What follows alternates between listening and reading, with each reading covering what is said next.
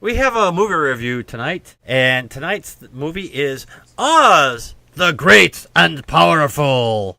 According to the website here, or at least the trailer anyway, it says that a small-time magician, Oscar Diggs, had pulled a flim-flam one too many, hurls himself into the fantastic land of Oz.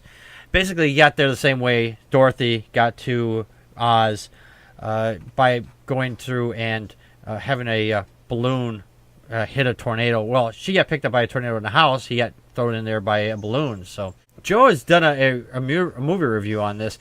Joe, would you tell us about Oz, the Great and Powerful? Yeah, sure. The movie centers on a carnival magician named Oz from Kansas, played by James Franco.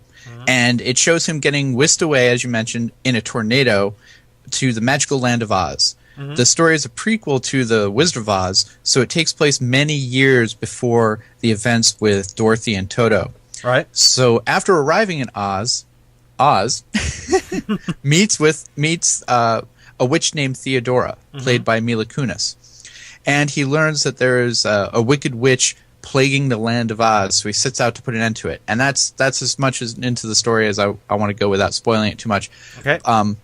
But this movie was directed by Sam Raimi, of whom I am a huge fan from the Evil Dead Army of Darkness movies. And Spider-Man movies, apparently, too. What's that? The Spider-Man movies? Oh, yeah. I'm familiar with those. Yeah, I think it's about this guy who wears a red colored suit and he shoots webs. I don't know much about it. I'm just kidding. But yeah, I like Sam Raimi's stylized use of the camera. He does a lot of run-up zooms and expression shots, and we get to see much of Raimi's style in this film. And of course, there is a cameo by Bruce Campbell. He plays the Winky Gatekeeper. Cool. Yeah, he's made a cameo in all those Spider-Man films and everything. So, that's true. Overall, I feel the movie didn't fully capture the wonder of Oz as much as the original film. And while the story wasn't terrible, it seemed the filmmakers tried to wow with digital effects and sequences instead of nailing down a great story or a memorable script. The witch Theodora, while looking like Mila Kunis at the beginning of the film, and this isn't a spoiler since they show it in the trailer, she eventually turns into the green-skinned Wicked Witch of the West. Oh, cool. We remember from the other movie. Oh. So, yeah, complete with flying broom and monkeys. So, I didn't see that trailer. Well, I just ruined the movie for you. That's all right. I found her portrayal of the Wicked Witch a bit over the top, but, it was okay.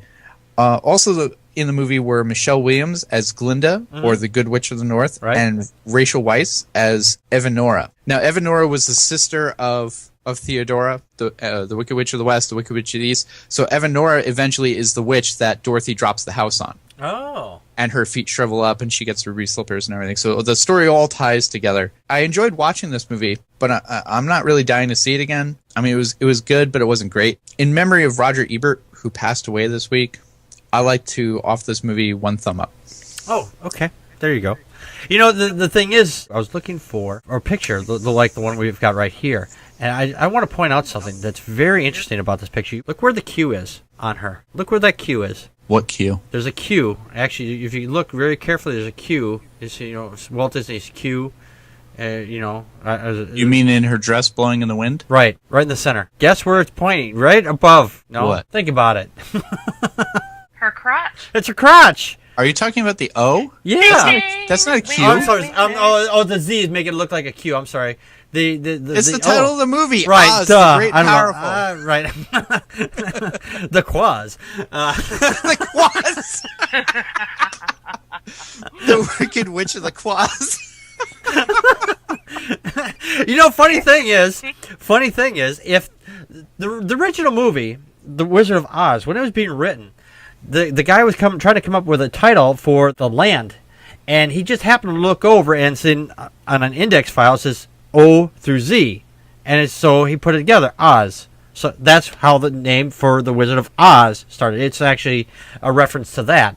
So, and then, of course, like I said, the picture here, the O is right above her crotch. So it's one of those little subtle things, it's a psychological Subliminal thing. Subliminal thing, right, exactly. Right, yeah. Queef, the Great and Powerful. You know, I did notice also is very. Oh, he didn't go there. You know, you know what I did also notice in the video that all the women in this, they're all wearing all very low cut dresses in this. So this is supposed to be a Disney film on They're this. very hot. They dress very glamorously. They wore very beautiful gowns. Mm-hmm. They Yeah, but know. very low cut.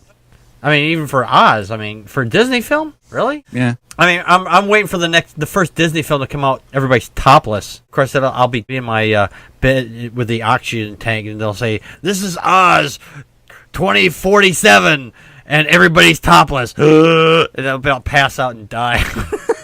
You know what's kind of cool about this movie is Oz was a magician, and magicians have to use a lot of skill and technology and technique to pull off tricks. And here he is living in a land where there's actual magic going. I know. There's actual witches and stuff, and they're expecting him to be a wizard just like they are.